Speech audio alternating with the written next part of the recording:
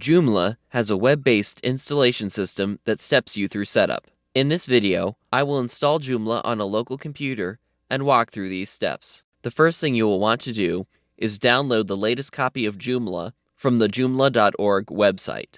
I've already done this, and the Joomla package is sitting on my desktop. I'm going to uncompress this now by double-clicking on it.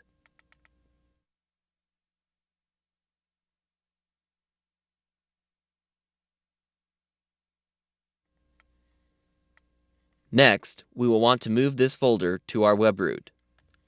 On the Macintosh, go to your Sites folder and copy the folder in.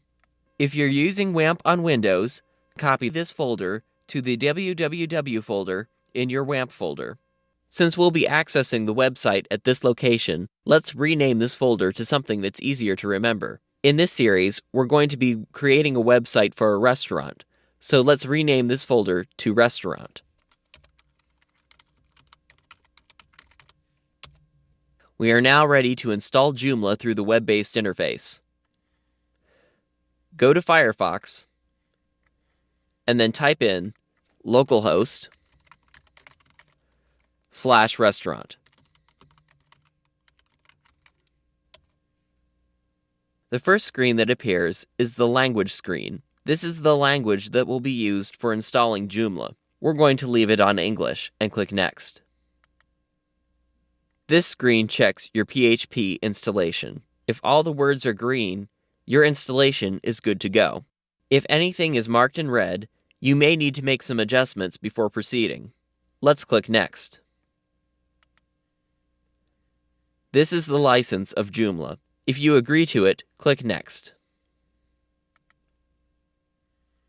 Now we have the database information to enter. Since I'm working on MAMP, I'm going to enter localhost as the host name, root as the username, root as the password. If you're using WAMP on Windows, you don't need a database password, and Joomla as the database name. Now click Next. If you are working on a remote server, it will be helpful for you to enter your FTP information here. Since we are working on a local computer, we will simply click Next. Now we are going to enter some information about our site. The name of our site will be Fresh and Local, the name of the restaurant. The email address I will enter for this will be info@lynda.com. You can enter any email address you like.